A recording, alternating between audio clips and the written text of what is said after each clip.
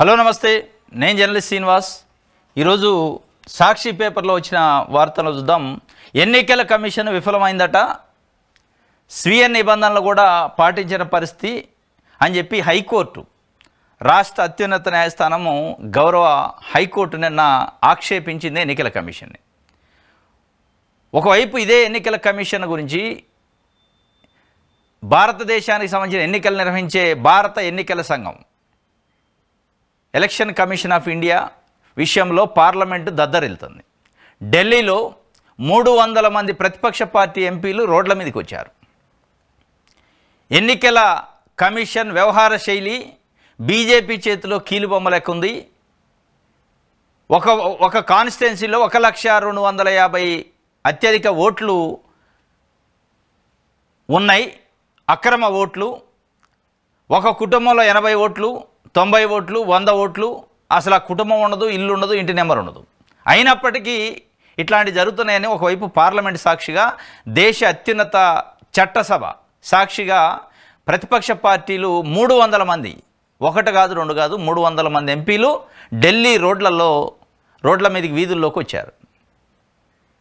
ఇంకొక వైపు పులివెందుల ఒంటిమిట్ట జెడ్పీటీసీ ఎన్నికలలో అదే ఎన్నికల సంఘం, ఇక్కడున్న స్థానిక సంస్థలు నిర్వహించే రాష్ట్ర ఎన్నికల సంఘం, ఇది సీఈఓ కాదు, అక్కడ జరుగుతూనే ఉంది కదా. ఢిల్లీలో దేశవ్యాప్తంగా పెద్ద చర్చ జరుగుతుంది కదా, ట్రాన్స్పరెన్సీ ఉండాలి కదా. ఎన్నికలే కదా ప్రజాస్వామ్యానికి గీటురాయి. ఎన్నికల్లో ఎవరు గెలిస్తే వాళ్ళు ప్రజలు ఎన్నుకున్నట్టు ప్రజా ప్రతినిధులు వాళ్ళు అవుతారు.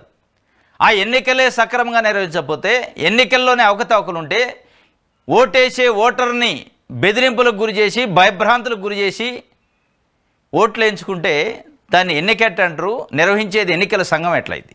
కాబట్టి ఎన్నికల కమిషను విఫలమైందని చెప్పి ఒక వార్తనిచ్చింది. పులివెందుల్లో అట జెడ్పీటీసీ ఉప ఎన్నికల సందర్భంగా 150 మందిని కేసు పెట్టి లోపల పెట్టే కార్యక్రమం చేస్తున్నారట. అక్కడున్న పోలీస్ యంత్రాంగం, వాళ్ళకి మళ్ళీ రాష్ట్ర ఎన్నికల సంఘం కోఆపరేషను ఒక ర్యాలీ తీశారట. ఎలక్షన్ టైంలో పొలిటికల్ పార్టీలు ర్యాలీలు తీస్తూ ఉంటాయి, చిన్న మీటింగ్లు పెట్టుకుంటారు. ఆ ర్యాలీ తీశారు అనే పేరుతోని 150 మంది ర్యాలీలో ఉన్నోళ్ళు లేనోళ్ళు అందరూ కలిపారు. అంటే దీని ఉద్దేశం ర్యాలీ తీసినందుకో అక్కడ ఏదో లా అండ్ ఆర్డర్ ఇష్యూ అయిద్దని కాదు. కేవలం వైఎస్ఆర్సీపీలో కీలకమైన నాయకులు, కార్యకర్తలు ఎవరైతే ఉంటారో, మండల నాయకులు, గ్రామ నాయకులు ఎవరైతే ఉంటారో వాళ్ళని లోపల పెట్టాలి. లోపల పెట్టి ఎలక్షన్స్లో అడ్డగోలుగా అడ్డందిడ్డంగా అక్రమాలు చేయాలి. ఆ చేయటానికి అవకాశం ఉంటుంది. ఇక మన ఇష్టం వచ్చినట్టు ఇష్టారాజ్యంగా చేయొచ్చు. మనకు అడ్డంకులు తొలగించుకోవడానికి 150 మందిని అరెస్టు చేసే కార్యక్రమం, కేసులు పెట్టే కార్యక్రమం చేసి దానిపైన కోర్టుకు పోయింది వైఎస్ఆర్సీపీ. కోర్టు ఆక్షేపించింది. ర్యాలీలు చేసిన వాళ్ళపైన ఎట్టి పరిస్థితుల్లో కేసులు పెట్టద్దు, బౌండ్ ఓవర్లు పెట్టద్దు అని చెప్పి ఎన్నికల కమిషన్ని కోర్టు తప్పుబట్టే పరిస్థితి వచ్చింది. ఎన్నికల కమిషన్ పైన విమర్శలు చేస్తే విమర్శ చేసిన వాళ్ళని నిరూపించుకోండి అంటున్నారు. ఇప్పుడు రాహుల్ గాంధీ లోక్సభలో ప్రతిపక్ష నాయకుడు. రాహుల్ గాంధీ 1,250,000 ఓట్లు మహాదేవపురం కాన్స్టిట్యున్సీ కర్ణాటక రాష్ట్రంలో అత్యధిక ఓట్లు నమోదైనవి, అక్రమ ఓట్లు అని చెప్పిండు. ఒక లోక్సభలో ప్రతిపక్ష నాయకుడు ఒక కాన్స్టిట్యున్సీ స్పెసిఫిక్గా చెప్పిండు. మీరు దానిపైన ఎవరిని ఇవ్వాలి? ఎస్, లేవు, ఉన్నాయి, ఇగో ఇక్కడ ఈ కాన్స్టిట్యున్సీలో ఇది మీరు చెప్పిన దాంట్లో ఇది ఫిగర్స్, మా ఫిగర్స్ మీకు తప్పు చెప్తుండ్రు, లేదో కరెక్టే మీరు చెప్పేదని చెప్పాలి తప్ప, నువ్వు దమ్ముంటే అఫిడవిట్ అయ్యి అసలు నువ్వు నిరూపించుకో అంటే నిరూపించాల్సింది ఎవరు? తప్పు చేస్తున్న ఎన్నికల సంఘమా, ఎన్నికల కమిషనా? ఆరోపణలు అంటే విమర్శ చేస్తున్నా ఆ అక్రమాలను బయటపెట్టిన వ్యక్తులు నిరూపించాలి. బయటపెట్టిన వ్యక్తులు కూడా నిరూపిస్తారు. ఎప్పుడు? మీరు ఫస్ట్ ఆ కౌంటరు ఇవ్వాలి, రిప్లై ఇవ్వాలి. అట్లా లేదు, ఇక్కడ కూడా అదే పరిస్థితి. Bind over కేసులట. ఏ విలేజ్లో ఎవరైతే తెలుగుదేశం పార్టీకి వ్యతిరేకంగా ఉన్నారో వాళ్ళందరినీ బైండ్ ఓవర్ కేసులు పెట్టి హౌస్ అరెస్ట్ చేసి ఇప్పుడు పోలింగ్ నడుస్తుంది పులివెందుల్లో. స్వయాన కడప స్థానిక ఎంపీని తీసుకుపోయి హౌస్ అరెస్ట్ చేశారు, బయటికి రాని పరిస్థితి. వైఎస్ఆర్సీపీ సామాన్య కార్యకర్తల నుంచి కీలకమైన కార్యకర్తల నాయకుల దగ్గరకి మొత్తాన్ని హౌస్ అరెస్ట్ చేయటం, డైరెక్ట్గా కర్రలు పట్టుకొని తిరుగుతున్నారని టీవీలో బ్రేకింగ్ న్యూస్లు వస్తున్నాయి. తెలుగుదేశం పార్టీ కార్యకర్తలే కర్రలు, రాడ్లు పట్టుకొని రోడ్ల మీద భయభ్రాంతులకు గురి చేస్తున్నారు అని చెప్పి వార్తలు వస్తున్నాయి. అంటే ఏ పరిస్థితిలో ఉంది? ఇదే విషయాలు తెలుగుదేశం పార్టీ ప్రతిపక్షంలో ఉంటే తెలుగుదేశం పార్టీ మీడియా, ఆంధ్రజ్యోతి, ఈనాడు, టీవీ5 లాంటి పత్రికలు ప్రజాస్వామ్యం కూని అయింది, ప్రజాస్వామ్యాన్ని గొంతు నిలిపి చంపేస్తున్నారు, ఇది అసలు ఎడిపోతుంది ప్రజాస్వామ్యం అని చెప్పి గగ్గోలు పెట్టేటోళ్ళు. మరి ఇది ఈరోజు అవుతున్నది ఏంది? ఇది కాదా? ప్రజాస్వామ్యం కూని అవ్వట్లేదా?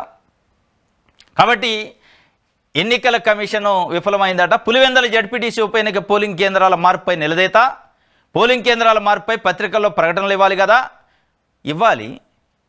కానీ అది రూల్కి వ్యతిరేకంగా చేయాలని వాళ్ళు పెట్టింది. పోలింగ్ కేంద్రాలు సంశయాత్మకంగా ఉంటే, లా అండ్ ఆర్డర్ బాగా ఇష్యూ ఉంటే మేము మారుస్తాం అని పత్రికలలో ఒక 1 వీక్ ముందు ప్రకటన ఇవ్వాలి.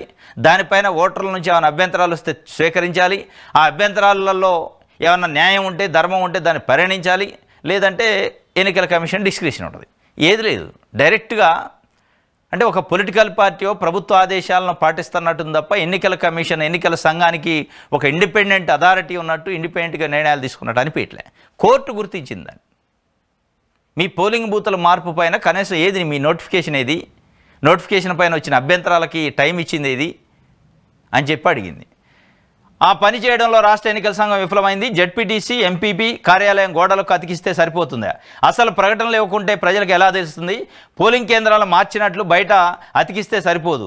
అభ్యంతరాలను తెలిపే అవకాశం ప్రజలకు లేకుండా పోయింది. ఎన్నికల ప్రక్రియ మొదలైనందున ఈ వ్యవహారంలో జోక్యానికి నిరాకరించిన హైకోర్టు. ర్యాలీ నిర్వహించడంపై ఎలాంటి చర్యలు వద్దు. మరో కేసులో హైకోర్టు కీలక ఉత్తర్వులు. ఇదేమో పోలింగ్ స్టేషన్లు మార్చినందుకు, ఇదేం ర్యాలీ నిర్వహించిన 150 మంది పైన అక్రమ కేసులు పెట్టిన దానిపైన ర్యాలీ నిర్వహించారంటూ 150 మందిపై అక్రమ కేసు. పులివెందుల జడ్పీటీసీ ఉప ఎన్నికల్లో పాల్గొనకుండా చేసే కుట్ర, కూటమి సర్కారు కుతంత్రాలకు హైకోర్టు అడ్డుకట్ట. ప్రజా ప్రాతినిధ్య చట్టంలోని సెక్షన్ 125 కింద పెట్టిన కేసు చెల్లదు. పిటిషనర్లు, నిందితులు అలాంటి నేరం ఏది చేయలేదు. ఈ పరిస్థితుల్లో కేసును కొట్టేయాలన్న పిటిషనర్ తరపు న్యాయవాది, నిందితులపై తదుపరి చర్యలు వద్దంటే న్యాయమూర్తి అంటే నెక్స్ట్ ఫర్దర్ యాక్షన్ ఏది తీసుకోవద్దని చెప్పింది క్లియర్గా. 150 మంది పైన కేసు విషయంలో, పోలింగ్ స్టేషన్ల విషయంలో కూడా ఆక్షేపించింది. కానీ ఎన్నికల ప్రక్రియ స్టార్ట్ అయింది కాబట్టి కోర్టులు జోక్యం చేసుకోవద్దు అనేది రూల్ ఉంది కాబట్టి జోక్యం చేసుకోలేమని చెప్పి ఒక వార్తని ఇచ్చింది. పులివెందుల ఒంటిమిట్ట జడ్పీటీ స్థానాలకు నేడు పోలింగ్ ఉదయం 7 గంటల నుంచి సాయంత్రం 5 గంటల వరకు అట్ట. ఇప్పుడు ఆల్రెడీ స్టార్ట్ అయింది. స్టార్ట్ అయిన దగ్గర నుంచే వైఎస్ఆర్సీపీ నాయకులు, కార్యకర్తలపైన భయభ్రాంతులు, వాళ్ళని తెలుగుదేశం పార్టీ నాయకులు కర్రలు, రాడ్లు పట్టుకొని రోడ్ల మీద తిరిగి భయభ్రాంతులు గురి చేయటం, దాడులు చేయటం, పోలీసులు దగ్గరుండి దానికి సహకరించడం, ఇవన్నీ జరుగుతున్నాయని ఒక వార్తలు వస్తున్నాయి. ఇది ఒక వార్త అయితే, ఇది ఎన్నికల సంఘం ఫెయిల్యూర్ పైన. ఎన్నికల సంఘం ఫెయిల్యూర్లో రాష్ట్ర ప్రభుత్వం, పోలీస్ యంత్రాంగం ఫెయిల్యూర్ కూడా ఉంది. ఫెయిల్యూర్ కావాలని దగ్గరుండి చేయిస్తున్నారు కేవలం ఒక జడ్పీటీసీ స్థానం కోసం. పులివెందుల జగన్మోహన్ రెడ్డి కాన్స్టిట్యున్సీ, అక్కడ జడ్పీటీసీ తెలుగుదేశం పార్టీ గెలిచింది అనిపించుకోవడం కోసం అయిపోయింది. జగన్మోహన్ రెడ్డి నెక్స్ట్ ఎలక్షన్స్లో ఆ పులివెందులలోనే గెలవడు, ఓడిస్తాం అని చెప్పుకోవడానికి తప్ప దీంట్లో ఏం లేదు. ఇప్పుడు ఆ జడ్పీటీసీ ఓడినా గెలిచినా ఇటు ఒకవేళ వైఎస్ఆర్సీపీ ఒకవేళ గెలిచి ఉంటే వైఎస్ఆర్సీపీ అధికారంలోకి రాదు. పులివెందుల నుంచి జడ్పీటీసీ గెలిచినంత మాత్రంలో జగన్మోహన్ రెడ్డి ముఖ్యమంత్రి కాడు. లేదా తెలుగుదేశం పార్టీ ఓడిపోయినంత మాత్రంలో చంద్రబాబు నాయుడు ముఖ్యమంత్రి పదవి పోదు. కానీ అక్కడ ఒక మైండ్ గేమ్ ఆడే కార్యక్రమం చేస్తాను. అయిపోయింది. జగన్మోహన్ రెడ్డి కాన్స్టిట్యున్సీని జగన్మోహన్ రెడ్డి గుండెలపైన కూర్చున్నాం మేము వచ్చి తెలుగుదేశం పార్టీ జెండా బాతినం కాబట్టి అయిపోయింది జగన్మోహన్ రెడ్డి పని, అక్కడ గెలవడు అని చెప్పే ప్రయత్నం. ఒక జడ్పీటీసీ ఎన్నిక, ఒక ఎంపీటీసీ ఎన్నికలను ప్రామాణికం తీసుకోవడం కూడా కరెక్ట్ కాదు. కానీ అది చెప్పుకోవడం కోసం అది చెప్పొచ్చు. ఒక రాజకీయ పార్టీగా మీరు ఓడిస్తే వైఎస్ఆర్సీపీ నిజంగానే ట్రాన్స్పరెన్సీగా ఎన్నికలు నడిపి ప్రజల ఆశీస్సులు తీసుకొని, ప్రజల మన్నలను, ప్రజల ప్రశంసలను తీసుకొని వేసుకోవచ్చు, ఓట్లు వేయించుకోవచ్చు, గెలిచి ఆ మాట చెప్పొచ్చు.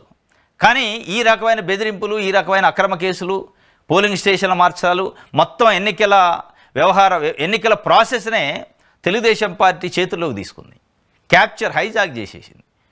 ఇట్లా గెలిచిన దాన్ని గెలిపెట్టంటారు.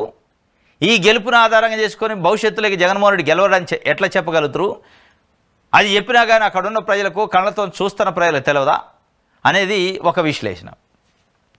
ఇక ఓట్ల చోరీపై పోరుబాట. ఢిల్లీలో ఇండియా కూటమి ఎంపీల నిరసన ర్యాలీ. పార్లమెంటు మకర ద్వారం నుంచి ఈసీ కార్యాలయం వరకు బయలుదేరిన ఎంపీలు ఒక్కరికి ఒక ఓటు విధానాన్ని పక్కాగా అమలు చేయాలని డిమాండ్. స్వచ్ఛమైన స్పష్టమైన ఓటర్ల జాబితా కోసం ఉద్యమిస్తున్నామని స్పష్టీకరణ. ర్యాలీకి అనుమతి లేదంటూ మధ్యలోనే అడ్డుకున్న పోలీసులు 30 మందిని అనుమతిస్తామన్న పోలీసులు ససేమేరా అన్న నేతలు మొత్తానికి 300 మంది ఎంపీలు రోడ్ల మీదకి వచ్చారు నిన్న ప్రతిపక్ష పార్టీలకు సంబంధించి. దీనిపైన అటు ఎన్నికల కమిషన్ కానీ ఇటు ప్రభుత్వం కానీ బీజేపీ పార్టీ స్పందించదు. తేలుగుట్టిన దొంగ లెక్క ఎవరికోళ్ళు వాళ్ళు ఒకటి అడుగుతుంటే వీళ్ళు ఒకటి చెప్తుంటారు. రాహుల్ గాంధీ అఫిడవిట్ వేయాలంటారు.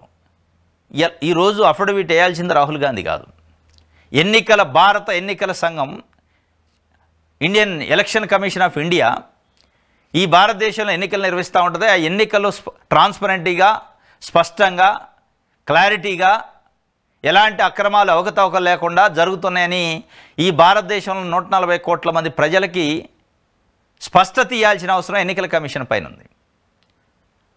ఆ భరోసా ఇవ్వాల్సిన బాధ్యత ఎన్నికల కమిషన్ పైన ఉంది.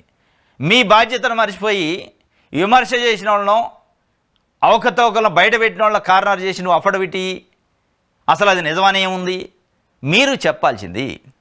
ఎన్నికల కమిషన్ చెప్పాలి. గుండె మీద చేసుకొని ధైర్యంగా మీలో నిజంగానే నీతి, నిజాయితీ, ధర్మం, న్యాయం ఉంటే మీరు చేస్తుంది తప్పు కాకపోతే బరాబర్ చెప్పొచ్చు. మీరే లేదు ఎన్నికల కమిషను. చాలామంది ఎన్నికల కమిషన్గా పనిచేసిన వాళ్ళు ఉన్నారు. ఈ రోజు కాదు, అది 1950లో ఏర్పడదు, అప్పటి నుంచి చేస్తానే ఉన్నారు. ఎప్పుడు రాలే ఈ స్థాయిలో విమర్శలు, ఇప్పుడు వచ్చినాయి. విమర్శ చేసిన వాళ్ళపైన కౌంటర్ విమర్శ చేయడం కాదు ఎన్నికల కమిషన్ చేయాల్సింది. ఎన్నికల కమిషన్ చేయాల్సింది దానికి జస్టిఫికేషను చెప్పాలా, అది చెప్పట్లే. ఇది ఒక వార్త. రైట్. కట్ట అంటే యూరియా కట్టలు. అదునులో ఎరువులు అందక రైతుల లగచాట్లు జోరుగా సాగుతున్న పొలం పనులు, యూరియాకు గిరాకీ.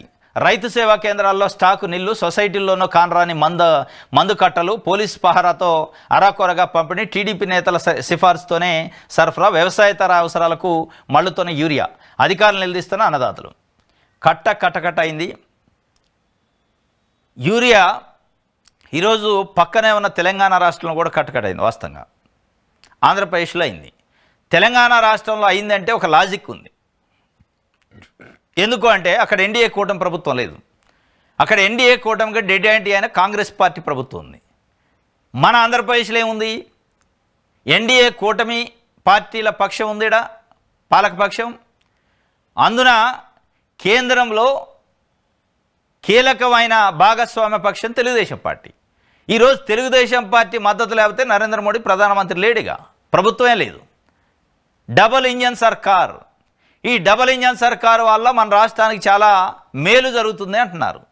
యూరియా కట్ట ఇయ్యలేని దిక్కుమాలిన మేలు అంటారు దాన్ని. యూరియా కట్ట రైతుకి, అన్నదాతకి డబ్బులు పెట్టి కొనుక్కుంటా అంటే కావాల్సినంత యూరియా ఇయ్యలేని పరిస్థితుల్లో ఉన్న డబుల్ ఇంజన్ సర్కారు, డబుల్ ఇంజన్ విజను దేనికిది? ఏమి ఆలోచన ఇది? మేము కేంద్రానికి మద్దతు ఇచ్చినాం, కేంద్రం అన్ని చూస్తుంది, అయిపోయింది అంటే ఏమైపోయింది? యూరియా కట్టయ్యలేని దౌర్భాగ్యమైన పరిస్థితి, దిక్కుమాలిన పరిస్థితి. మళ్ళీ దీనికి విజనరీ లీడరు చంద్రబాబు నాయుడు గారు, 45 సంవత్సరాల రాజకీయ జీవితం, కేంద్ర ప్రభుత్వ ఆశీస్సులు ఉన్నాయి. దేనికి ఉండి? మీకో మీ కొడుక్కో పదవులు రావడానికో మిమ్మల్ని కాపాడుకోవడానికి ఉంటే కాదు కదా. 5 కోట్ల మంది ఆంధ్రప్రదేశ్ ప్రజలకు కావాల్సిన పనులు చేయడానికి డబుల్ ఇంజన్ సర్కారు కావాలి, కేంద్రం ఆశీస్సులు కావాలి. ఏం లేదు. ఈరోజు అది కట్ట అయిందట పోలీసు పహారాల మధ్యలో. అది కూడా మళ్ళీ తెలుగుదేశం పార్టీ నాయకులు చిట్టి రాయాలట. తెలుగుదేశం పార్టీ నాయకులు చిట్టి రాస్తేనే యూరియా బస్తా ఇచ్చే పరిస్థితి. ఎక్కడి వరకు పోయిందో చూడండి పరిస్థితి. పైసలు పెట్టి రైతు కొనుక్కునే యూరియా బస్తాకి తెలుగుదేశం పార్టీ నాయకుడు సిఫార్సు కావాలి. ఉత్తగా ఇట్లా మళ్ళీ అది ఉచితంగా ఇచ్చేది ఏం కాదు. ఇది డబుల్ ఇంజన్ సర్కారు, ఇది ప్రజాపాలన. దీన్ని మనం నమ్మాలి. శ్రీశక్తి బాబుకి తట మహిళలకు ఆర్టీసీ బస్సులు ఉచిత ప్రయాణంపై వంచన. మొత్తం 16 కేటగిరీల్లో కేవలం 5 కేటగిరీల్లోనే వర్తింపు. పల్లె నుంచి పల్లెకు మాత్రమే ప్రయాణించే అవకాశం. రేపు అంటే ఆగస్టు 15 నుంచి ఉచిత బస్సు ప్రయాణం శ్రీశక్తి పేరుతో పెడుతున్నారు. దాంట్లో వాళ్ళు 5 సర్వీసులు అన్నారు. Palle Velugu, ordinary, city ordinary, express metro services అని చెప్పారు. 16 కేటగిరీలు ఉంటే 5 కేటగిరీలు ఇస్తారట. ఇదే 5 కేటగిరీలో ఇప్పుడు తెలంగాణలో కూడా ఇస్తున్నారు. మొత్తం 16 ఇట్లే. కర్ణాటకలో కూడా ఇదే పరిస్థితి. కర్ణాటకలో, ఆంధ్రప్రదేశ్లో, తెలంగాణలో ఏది ఇస్తున్నారో అదే పాలసీని రాష్ట్రం అంతా ఏదో ఒక ఐడి కార్డు చూపిస్తే మహిళ అయి ఉంటే బస్సు ఎక్కి బస్సు దిగొచ్చు. కొన్ని ఒక 5 కేటగిరీలకు సంబంధించిన బస్సులు ఎక్కొచ్చు, దిగొచ్చు ఫ్రీగా, ఉచితంగా, ఎక్కడి నుంచి ఎక్కడికైనా. కానీ సాక్షి పేపర్ ఏంటంటే దాంట్లోనే కోడిగుడ్డు మీద ఈకలు బీకింది. పల్లె నుంచి పల్లెకేనంట. పల్లె నుంచి పల్లెకి ఏమన్నా వాళ్ళు, పట్నం నుంచి పల్లెకి పోవచ్చు, పల్లె నుంచి పట్నంకు పోవచ్చు, పట్నం నుంచి పట్నంకు పోవచ్చు. విత్ ఇన్ ది ఆంధ్రప్రదేశ్ జ్యూడిక్షన్లో 5 రకాల బస్సులు ఎక్కొచ్చు. అదే తెలంగాణలో 5 రకాల అమలు అవుతున్నాయి, కర్ణాటకలో కూడా 5 రకాల అమలు అవుతున్నాయి, ఎక్స్ప్రెస్ కూడా ఉంది అని చెప్పి ఆల్రెడీ వాళ్ళు ఆదేశాలు ఇచ్చారు. ఇది రేపు ఈ సూపర్ 6లో భాగంగా ఆగస్టు 15 రోజు ఒక గుడ్ న్యూస్ మహిళలకి ఇది స్పష్టంగా వాళ్ళు చెప్పారు. ఆగస్టు 15 నుంచి అమలైద్ది. వాళ్ళకు ఒక తీపి కబరు.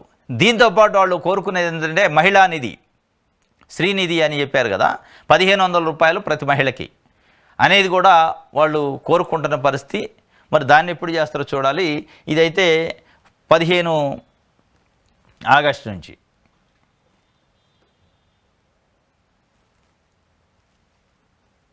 రైట్. పోలీసులకు హైకోర్టు షాక్ ఇచ్చిందట. వైఎస్ఆర్సీపీ కీలక నేతలు రామలింగారెడ్డి, హేమాద్రి రెడ్డిలపై తదుపరి చర్యలొద్దు, ఎన్నికల కమిషన్ విఫలం, ప్రకటన ఇవ్వలేదు, గోడకు అతికించారు. గతంలో 2 కిలోమీటర్ల దూరం, నేడు 4 కిలోమీటర్ల దూరం. మీ స్వీయ నిబంధనలనే మీరే పాటించరా అని చెప్పి పోలీసులకైతే షాకే ఇచ్చింది. వాళ్ళు ఏదో అనుకొని కేసులు పెట్టారు కానీ ఎలో చేయలేదు. అంతులేని అక్రమాలు.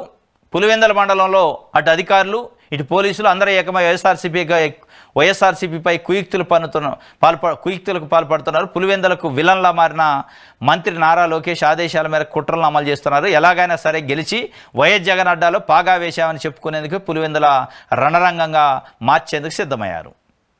ఇది రణరంగంగా మార్చి వైఎస్ జగన్ విలాకాల జెండా బాతినం అనిపించుకుంటే కాదు, అది ప్రజల మన్నలతోనే అయితే ఇది. కానీ తర్వాత విషయాలు అందరూ.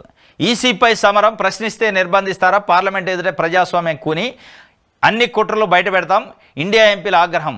ఈసీ భవన్ వరకు ఓట్ చోరీ మార్చు, అడ్డుకున్న పోలీసులు, బారికేడ్లు ఎక్కిన మహిళా నేతలు రోడ్డుపై బైఠాయించిన నిరసన అరెస్టులు అని చెప్పి ఈసీ పైన మొత్తం సమరం స్టార్ట్ అయింది. నిన్న మొత్తం ఢిల్లీ మొత్తం ఇది ఉంది. మెగా డిఎస్సి ఫలితాలు వచ్చాయి. ఏపీ మెగా డిఎస్సి ఫలితాలు విడుదలయ్యి ఈ ఫలితాలను అధికారిక వెబ్సైట్లో అందుబాటులో ఉంచినట్టు mega DSC convener MV Krishna Reddy, DSC convener ఉంటాడు, మెగా డిఎస్సికి ఒక కన్వీనర్ ఉంటాడు. మెగా డిఎస్సి అనేది వీళ్ళు పెట్టుకున్న పేరు. డిఎస్సి కన్వీనర్ ఉంటాడు, మెగా డిఎస్సి అని రాసింది. డిఎస్సి ఫలితాలు వచ్చినాయట. 16,347 ఉపాధ్యాయుల పోస్టులకు 3,36,307 మంది అభ్యర్థులు దరఖాస్తు చేసుకున్నారు. ఈ ఏడాది జూన్ 6 నుంచి జూలై 2 వరకు 23 రోజుల పాటు పరీక్షలు నిర్వహిస్తే 92.9% మంది హాజరయ్యారు. స్కోర్ కార్డు డౌన్లోడ్ ఎలా చేసుకోవాలంటే ర్యాంక్ కార్డ్స్ ఇచ్చారు. ఎవరికి ఏ ర్యాంక్ వచ్చింది అనేది ఇచ్చారు. దాన్ని బట్టి ఇక నెక్స్ట్ సర్టిఫికేట్ల వెరిఫికేషన్ ఉంటుంది అనుకుంటా.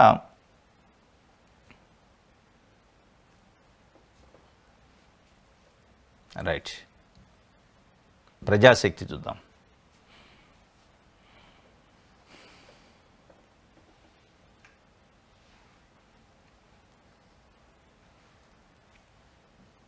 కాంట్రాక్ట్ లెక్చరర్లు రెగ్యులర్ చేయాలి. ఇంటర్మీడియట్ బోర్డు వద్ద ధర్నాలో పీడీఎఫ్ ఎమ్మెల్సీ గోపిమూర్తి కాంట్రాక్ట్ లెక్చరర్లని రెగ్యులరైజ్ చేయలేదట. అంటే తెలంగాణలో చేశారు కదా, మమ్మల్ని కూడా చేయండి కాంట్రాక్ట్ లెక్చరర్లుగా 20 ఇయర్స్ 15 ఇయర్స్ నుంచి పనిచేస్తున్న వాళ్ళు రోడ్లు ఎక్కారు, రెగ్యులరైజ్ చేయండి అని. దీనిపైన మరి తెలుగుదేశం పార్టీ ప్రభుత్వ జూనియర్ కళాశాలలోని జూనియర్ కాంట్రాక్ట్ లెక్చరర్లను రెగ్యులర్ చేయాలని రాష్ట్ర ప్రభుత్వాన్ని PDF MLC Borra Gopi Murthy demand చేశారు. ఆంధ్రప్రదేశ్ కాంట్రాక్ట్ లెక్చరర్స్ అసోసియేషన్ ఆధ్వర్యంలో ఇంటర్మీడియట్ బోర్డు కార్యాలయం వద్ద కాంట్రాక్ట్ లెక్చరర్లు సోమవారం ధర్నా నిర్వహించారు. సమస్యలు పరిష్కరించాలని పెద్ద ఎత్తున నినాదాలు చేశారు. ఈ ధర్నాలో పాల్గొన్న గోపిమూర్తి మాట్లాడుతూ రాష్ట్ర ప్రభుత్వం కాంట్రాక్ట్ ఉద్యోగులను రెగ్యులరైజ్ చేస్తూ జీవో 114ను విడుదల చేసిందని తెలిపారు. ఎన్నికల కోడ్ కారణంగా చివరి దశలో కాంట్రాక్ట్ లెక్చరర్ల సర్వీసును రెగ్యులరైజ్ చేయలేదని పేర్కొన్నారు. అధికారంలోకి వచ్చిన కూటమి ప్రభుత్వం ఈ ప్రక్రియను వెంటనే పునః ప్రారంభించాలని కోరారు. అసోసియేషన్ నాయకులు ఇది 2024 మేలో 2025 పెండింగ్ వేతనాలను వెంటనే అంటే 2024 ఎన్నికలకు పోయే ముందు జగన్మోహన్ రెడ్డి ప్రభుత్వం కాంట్రాక్ట్ ఎంప్లాయీస్ని రెగ్యులరైజ్ చేసే కార్యక్రమం కోసం జీవో నెంబర్ 114 రిలీజ్ చేసిందట. ఎన్నికల కోడ్ వచ్చింది, ఆగిపోయింది. దాన్ని కొత్తగా వచ్చిన చంద్రబాబు నాయుడు గారి ప్రభుత్వం ఆ 114 జీవోను అమలు చేసి మమ్మల్ని అందరినీ రెగ్యులరైజ్ చేయాలని చెప్పి వాళ్ళు రోడ్ల మీదకి వచ్చారు. ఇప్పటికే తెలంగాణలో కాంట్రాక్ట్ జూనియర్ డిగ్రీ లెక్చరర్స్ని రెగ్యులరైజ్ చేసిండు కేసీఆర్ ప్రభుత్వంలో. దాన్ని బేస్ చేసుకొని జగన్మోహన్ రెడ్డి కూడా ప్రాసెస్ స్టార్ట్ చేసిండు. ఈలోపు ఎన్నికల కోడ్ వచ్చింది, కోడ్ వల్ల ఆగిపోయింది. కోడ్ వల్ల ఆగిపోయిన దాన్ని మళ్ళా కొన్ని వేల కుటుంబాల జీవితాలు కాబట్టి మళ్ళీ తిరిగి దాన్ని పునః ప్రారంభించాలని అడుగుతుండ్రు. ప్రారంభించాలి కూడా.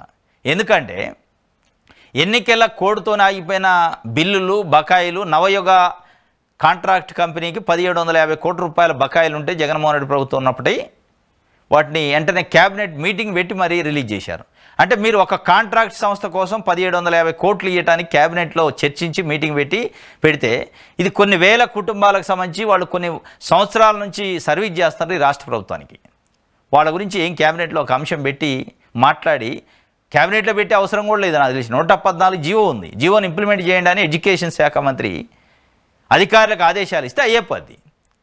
ఇది మరి ఏం చేస్తారో చూడాలి. లోకేష్ గారు దీన్ని పట్టించుకుంటారా, మరి ఇది కూడా స్మార్ట్ మీటర్ లెక్కనే ఆ రోజు ఏదో అన్నాం కానీ ఇప్పుడు ఎందుకు మాట్లాడుతూ అంటారో చూడాలి.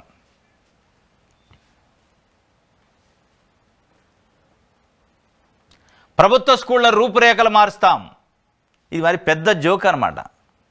ప్రభుత్వ స్కూళ్ళను రూపురేఖలు మారుతానని ఎవరు అంటున్నారు? ఎవరు అంటే నారాయణ స్కూల్స్ అధినేత నారాయణ గారు, మున్సిపల్ శాఖ మంత్రి. మీరు మారుస్తారు. ప్రభుత్వ స్కూళ్ళు నిర్వీర్యం కావడానికి, ప్రభుత్వ స్కూళ్ళు పతనం కావడానికి మీరే కారణం. మళ్ళీ మీరు రూపు మారుస్తారు.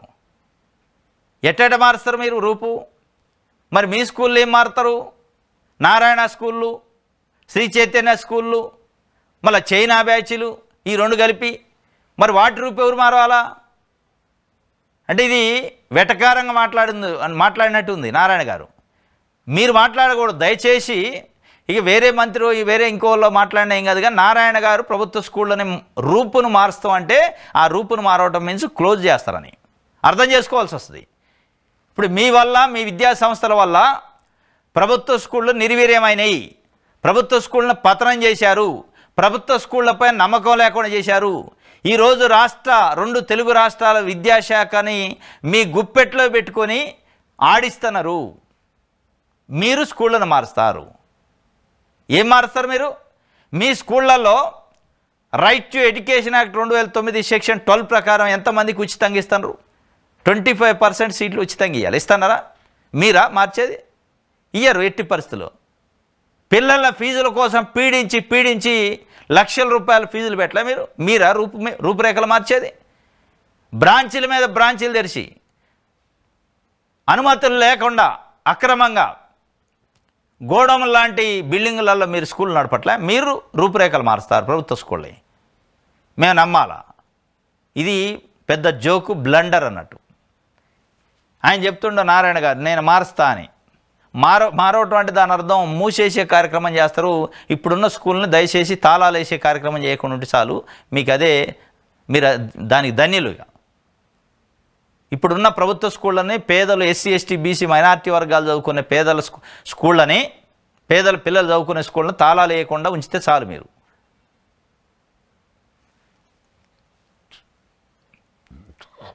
రైట్.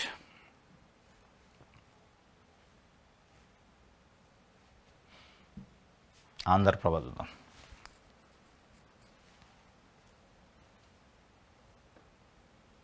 ఏపీకి నేనున్నాను, తనను కలిసిన టీడీపీ ఎంపీలతో ప్రధాని మోదీ అభివృద్ధికి సహకరిస్తానని పునరుద్ఘాటన. ఇప్పటికే రాష్ట్రం దూసుకుపోతుందని కితాబు. ప్రధానమంత్రి మోడీ అమిత్ షాలతో ఎంపీలు మర్యాదపూర్వక భేటీ.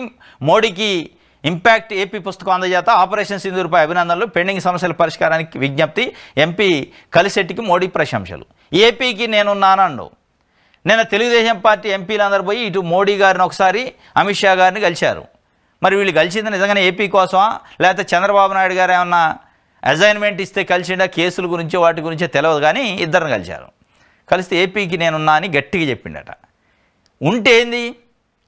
ఏపీకి మీరు ఉండటానా? ఏపీకి మీరు ఈరోజే లేరు. 2014 నుంచి 19 మధ్యలో కూడా మీరు పొత్తుంది, మీరు ఉన్నారు, ఈరోజు ఉన్నారు. దాదాపు 14 నెలలు పరిపాలన అయిపోయింది ఏపీకి మీరు ఉండబట్టి. ఏం వచ్చింది ఏపీకి? యూరియా బస్తాలు కావాలంటే, యూరియా కట్టలు కావాలంటే లైన్లో నిలబడి తెలుగుదేశం పార్టీ నాయకులు చిట్టి రాస్తే కొనుక్కొని రావాల్సిన పరిస్థితి ఉంది. ఇదేనా మీరు ఉంటామంటే? దీన్నే ఏపీకి నేనున్నాను, నా భరోసా ఉందంటే దేనికి ఉన్నట్టు ఏమొచ్చింది ఆంధ్రప్రదేశ్కి? విశాఖ స్టీల్ ఫ్యాక్టరీ ప్రైవేటీకరణ చేయొద్దు, ఆపండి అని చెప్పి కొన్ని సంవత్సరాల నుంచి దానికి సంబంధించిన కార్మికులు, ప్రజలు, ప్రజా సంఘాలు ఉద్యమం చేస్తున్నాయి. మరి మీరు ఏపీకి ఏం ఉండి ఉద్ధరించింది ఏంది, వచ్చింది ఏంది అడిగారా మీరు? మీరు వెళ్ళింది ఏంటికి? మీరు మాట్లాడేది ఏంది? మీరు అడుగుతున్నది ఏంది? మెటల్ స్టీల్ ఫ్యాక్టరీకి తొందరగా అనుమతులు ఇవ్వండి అని అడుగుతున్నారు. విశాఖ స్టీల్ ఫ్యాక్టరీ గురించి అడగట్లే, ఆయన కూడా చెప్పట్లే. ఇదేనా మీరు ఉంటాం? పోలవరానికి ఏమిచ్చారు, అమరావతికి ఏమిచ్చారు? మీరుండి ఏం వచ్చింది? ఏమి రాలే. ఒక 2 సార్లు పర్యటనలు వచ్చినాయి అంతే తప్ప ఏమీ రాలేదు. నరేంద్ర మోడీ గారు నేను ఏపీకి నేనున్నాను అంటే మీరు ఉండటం వల్ల జరిగింది వనగూడింది ఏంటంటే అమరావతి పునః శంకుస్థాపన ఒకటి అయింది. ఇంకోసారి ఒక మీటింగ్కి వచ్చారు, యోగా మీటింగ్ అని. ఈ 2 లోకేష్ గారికి అపాయింట్మెంట్ ఇచ్చారు. అది ఒక అద్భుతం జరిగినట్టు. ఇక ప్రపంచంలో ఎవరు ప్రధానమంత్రిని కలవనట్టు. లోకేష్ గారు ఇంత చిన్న వయసులో ప్రధానమంత్రి దగ్గర మీటింగ్ అంటే మామూలు విషయం కాదా అని మళ్ళీ ఆంధ్రజ్యోతి ఈనాడు రాయటం, అది మనం చదవటం. ఇది తప్ప జరిగింది ఏమీ లేదు, ఒరిగింది ఏమీ లేదు. ప్రజలకి ఒరిగిద్దని కూడా ఆశ లేదు. ఇక దీనికి నేనున్నాను అని రెండు వీళ్ళు పోయి కలిశారు. రైట్.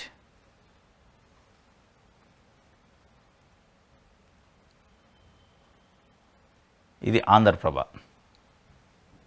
ఆంధ్రజ్యోతి చూద్దాం.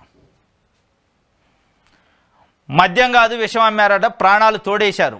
జనం ప్రాణాలతో జగన్ సర్కార్ చెలగాటమాడింది. కాసుల కక్కుర్తికి ఎందరో పేదలు బలయ్యారు. మద్యం కాదు విషం అమ్మారని ఆంధ్రజ్యోతి ఒక వార్త రాసింది. ప్రాణాలు తోడేశారు. ఈ ప్రాణాల గురించి మాట్లాడట్లా. ఈ ప్రాణాలు తోడేసినందుకు మీరు ఇన్వెస్టిగేషన్ చేస్తే చాలా సంతోషమే. ఎస్, కల్తీ మద్యం మార్కెట్లోకి పంపి ప్రజలు తాగిన తర్వాత దానివల్ల చనిపోతే ఆ ప్రాణాలు తీసింది ప్రభుత్వం అయినా, జగన్మోహన్ రెడ్డి ప్రభుత్వం అయినా, చంద్రబాబు నాయుడు గారి ప్రభుత్వం అయినా, ఇంకో ప్రభుత్వం అయినా, దాంట్లో ఉన్న ఎంతమంది అధికారులైనా నాయకులైనా వాళ్ళు శిక్షకు అర్హులే, దాంట్లో డౌటే లేదు. కానీ ఈరోజు సిట్టు ఎక్కడా కూడా ఈ ప్రాణాలు తోడేసిన వాళ్ళ గురించి మాట్లాడలే. వాట్సాప్ లొకేషన్లు ఇద్దరు కూర్చొని మాట్లాడింది ఈ చెప్తున్నారు తప్ప 3,500 కోట్లు లేదా 11 కోట్లు దొరికినాయి ఈ చెప్తున్నారు. ఈ 11 కోట్లు 3,500 కోట్ల కంటే కూడా ప్రజల ప్రాణాలు వీటన్నిటికంటే 100 రెట్లు ఎక్కువ. ఆ ప్రాణాల గురించి సిట్టు మాట్లాడలేదు, ప్రభుత్వం మాట్లాడటం, నాయకులు మాట్లాడలేదు. మాట్లాడితే 3,500 కోట్లు అంటున్నారు తప్ప కొన్ని వందల ప్రాణాలు గాలిలో కలిసిపోయినాయి నకిలీ మద్యం తాగి.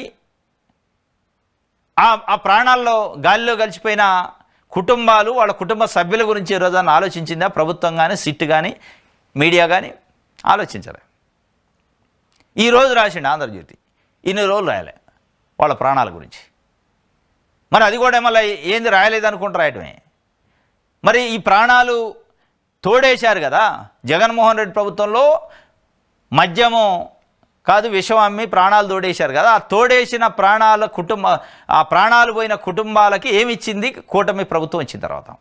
ఎన్డీఏ ప్రభుత్వం, కూటమి ప్రభుత్వం వచ్చాక చంద్రబాబు నాయుడు గారు ముఖ్యమంత్రి అయిన తర్వాత ఆ ప్రాణాలు పోయిన కుటుంబాలకి ఏమి ఆసరా ఇచ్చింది అంటే ఏం లేదు, సున్నా.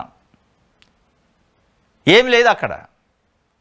మీరు నిజంగానే మీరు అంటున్న 3,500 కోట్ల జగన్మోహన్ రెడ్డి ప్రభుత్వంలో జరిగిన అవినీతిలో ఎవరెవరి దగ్గరకు పోయినాయో వాటిని కక్కించి ఆ ప్రాణాలు పోయిన కుటుంబాలకు ఏమైనా పంపిణీ చేసే కార్యక్రమం చేస్తారా? అది ఉంటుందా అంటే అది 1% కూడా ఉండదు. ఇదంతా రాజకీయం కోసం చేసేది తప్ప ఆ ప్రాణాలు పోయిన కుటుంబాలను ఆదుకోవడానికో వాళ్ళ కుటుంబ సభ్యుల్ని ఆసరా ఇవ్వడానికో చేసేదైతే మీరెందుకు? సిట్టు ఇప్పటికీ చాలా నెలల నుంచి ఇన్వెస్టిగేషన్ చేస్తుంది. పుంకాలకు ఆంధ్రజ్యోతి ఈనాడు వార్త రాస్తుంది. ఏ రోజని ఒక 100 కోట్ల రూపాయలు రికవరీ అయినాయి, ఆ 100 కోట్లు తీసిపోయి ఆ కుటుంబాలకు ఇస్తున్నాం అని చెప్పి ప్రభుత్వం చెప్తున్నట్టు రాయట్లే. ఎక్కడెక్కడో వార్తలు రాస్తున్నారు. సిట్టు చెప్పిన అన్ని కలబోలకం చేసి. ఇదంతా ఏంటంటే నిన్న సెకండ్ ఛార్జ్ షీట్ వేశారు. దాంట్లో జనం ప్రాణాలతో జగన్ సర్కారు చెలగాటం ఆడింది అన్నారు. ఆ చెలగాటం ఆడితే మరి మీరేం చేస్తున్నారంటే సమాధానం లేదు. కాసుల కోసం కక్కుర్తికి ఇది నకిలీ మద్యాన్ని వాడారని చెప్పి పేగులు కాలిపోయినాయట, భర్త కొడుకును కోల్పోయిందట, సగం మంది మద్యం బాధితులైనట. మరి ఇవన్నీ అయిన తర్వాత ఎడిపోయింది. మరి మన ప్రభుత్వం ఏం చేస్తుంది? రైట్. మూలం ఆ ముగ్గురేనట. ఛార్జ్షీట్లో ధనంజయ రెడ్డి, కృష్ణమోహన్, బాలాజీ గోవిందప్ప పేర్లు. ఏసీబీ కోర్టుకు 2 అభియోగం పత్రం. మద్యం నోట్ ఫైల్స్ సైతం ధ్వంసం. సరఫరా ఆర్డర్ల వివరాలు మాయం. ఐపీఎస్ పిఎస్ఆర్ సూచనలతోనే ఫైళ్ల నాశనం. దీనిపై చర్యలకు యత్నించిన రజిత్ భార్గవ్పై ఒత్తిడి. ఛార్జ్షీట్లో ఈయన వాంగ్మూలాన్ని జత చేసిన సిట్టు. లిక్కర్ ముడుపులతో భారీగా భూములు, ఆస్తులు, ఎక్కడెక్కడ ఏం కొన్నది పక్కా ఆధారాలతో నిర్ధారణ. మూలం ఈ ముగ్గురేనట. ఈ ముగ్గురు గురించి, ఈ మూలం గురించి ఎప్పటి నుంచో రాస్తూనే ఉన్నాం. దీంట్లో ఏం చేస్తారంటే కొంతమంది ఆఫీసర్లు, కొంతమంది అక్యూజ్డ్లో ఇచ్చిన వాంగ్మూలాలను బేస్ చేసుకొని వీళ్ళే నిందితులు అని చెప్తున్నారు. ఈ ఈ స్టేట్మెంట్లు పోలీసులు ముందు రికార్డ్ అయిన స్టేట్మెంట్ కోర్టులో చెల్లదు. అసలు ఈ మద్యం కుంభకోణంలో పదే జగన్మోహన్ రెడ్డి సూత్రధారి పాత్రధారి అని రాస్తున్నారు వీళ్ళు. కానీ ఈ సూత్రధారులు పాత్రధారులు పత్రికల్లో టీవీ ఛానల్ వేసినంత మాత్రం కోర్టులు దాని పరిగణలో తీసుకోవు. దానికి బలమైన ఎవిడెన్స్ కావాలి. ఆ ఎవిడెన్స్ ఇంతవరకు కూడా 1% కూడా సేకరించలేని పరిస్థితి, సేకరిస్తుందనే ఆశ కూడా లేని పరిస్థితి ఈరోజు ఉంది సిట్కి. ఎస్టాబ్లిష్ చేయలేని పరిస్థితి, ఎవిడెన్స్ని కలెక్షన్ చేయలేని పరిస్థితికి వచ్చింది. కాబట్టి ఏదో ఒకటి రాయాలగాటి రాస్తున్నట్టుంది తప్ప. వివేక హత్య గురించి జగన్కి అంతా తెలుసు, కేసును రాజకీయంగా వాడుకొని వదిలేశారు. ఇప్పుడు మీరు కూడా రాజకీయంగా వాడుకోవడానికి ఉపయోగిస్తారు తప్ప నిజంగానే తండ్రిని చంపిన వాళ్ళని శిక్షించాలని వాడుతున్నట్లేదు. వివేక హత్య గురించి జగన్కి అంతా తెలుసు అని ఇవాళ చెప్పడం ఏంది? ప్రతిరోజు చెప్తుంది కదా, మళ్ళీ కొత్తగా ఈరోజు ఎందుకు చెప్పాల్సి వస్తుంది? ప్రతిరోజు ఆంధ్రజ్యోతి, ఈనాడులో వివేకానంద రెడ్డి హత్య గురించి గత 10-15 రోజుల నుంచి ఎందుకు వస్తున్నాయి? ఇంతకుముందు ఎందుకు రాలే? స్టార్టింగ్లో వచ్చినాయి, మళ్ళీ 10-15 రోజుల నుంచి వస్తున్నాయి. ఈ 10-15 రోజుల నుంచి రావడానికి కారణం పులివెందుల ఎన్నికలే. ఇది అయిన దాకా ఉంటుంది, రేపటి సాయంత్రం వరకు ఉంటే తర్వాతకి స్టేట్మెంట్ ఉండదు, మాట్లాడరు. ఇదనమాట. ఆయన రాజకీయంగా వాడుకొని వదిలేసిండు. మీరేం చేస్తారు? మీరు రాజకీయంగా వాడుకుంటున్నారుగా. మీరు కావాల్సిన పార్టీ కోసం రాజకీయంగా స్టేట్మెంట్లు ఇస్తున్నారు. మీరు ఓడించాలనుకుంటున్న పార్టీ కోసం రాజకీయంగా నెగిటివ్ స్టేట్మెంట్లు ఇస్తున్నారు. గెలిపించాలనుకుంటున్న పార్టీకి అనుకూలంగా స్టేట్మెంట్లు ఇస్తున్నారు. దీంట్లో ఎక్కడా కూడా మీ నాయనని చంపిన వాళ్ళని పట్టుకోవాలన్న తపనో, వాళ్ళని పట్టుకొని శిక్షించాలని తపన కనపడలేదు. ఆ తపన ఉంటే ప్రతిరోజు అంటారు. కేవలం ఎన్నికలు ఉన్నప్పుడు ఎందుకు అంటారు అనేది ఈరోజు సామాన్య ప్రజలు మాట్లాడుకుంటున్న పరిస్థితి. ఈవెన్ వివేకానంద రెడ్డి గారి అభిమానులు కూడా మాట్లాడుకుంటున్న పరిస్థితి. రైట్. ఇది ఆంధ్రజ్యోతికి సంబంధించి. ఈనాడు చూద్దాం. మద్యం కుంభకోణం సూత్రధారి జగనే. దీంట్లో కొత్తది ఏముంది? ప్రతిరోజు రాసేది ఇదే కదా. ఈనాడు, ఆంధ్రజ్యోతి. మద్యం కుంభకోణం సూత్రధారి పాత్రధారి జగన్మోహన్ రెడ్డి. సూత్రధారి ఆయనే, పాత్రధారులు వేరే వాళ్ళు అని చెప్తూనే ఉండే. కొత్తగా దీంట్లో కనిపెట్టింది ఏం లేదు. ఇందులో మొదటి ఛార్జ్షీట్ వేసిన రోజు ఇదే రాత్రి, మళ్ళీ రెండో ఛార్జ్షీట్కి ఇదే రాత్రి, మళ్ళీ మూడో ఛార్జ్షీట్ ఏదో సెప్టెంబర్లో అని మీరే అంటున్నారు, అది రాసినా ఇదే వేస్తారు. దీంట్లో పెద్ద కొత్తదనం లేదు. సూత్రధారి జగన్మోహన్ రెడ్డి అయితే ఎందుకు వదిలేస్తారో, అరెస్ట్ ఎందుకు చేయలే? సూత్రధారి జగన్మోహన్ రెడ్డి అయితే కట్టల డబ్బులు ఉంటే ఆ కట్టల డబ్బులు తెచ్చి ఎక్కడ ఇచ్చారు? ఎవరికి? ప్రాణాలు పోయిన ప్రజలకు ఏమైనా ఇచ్చే పరిస్థితి అంటే ఏం లేదు. అవి చెప్పట్లే. మీరు పట్టుకున్న 11 కోట్ల రూపాయలకే పెట్టి పట్టుకున్నరా తెలియదు. కానీ దానికి లెక్కలు చెప్పడానికే కోర్టు ముందు చేతులు కట్టుకోవాల్సిన పరిస్థితి ఈరోజు సిట్కి వచ్చింది. సమాధానం చెప్పలేని పరిస్థితి. రైట్. ఇది ఈనాడుకి సంబంధించి. ఇది ఈరోజు న్యూస్ అనాలిసిస్. రేపు తాజా వార్తలతో తిరిగి కలుసుకున్నాం. Thank you.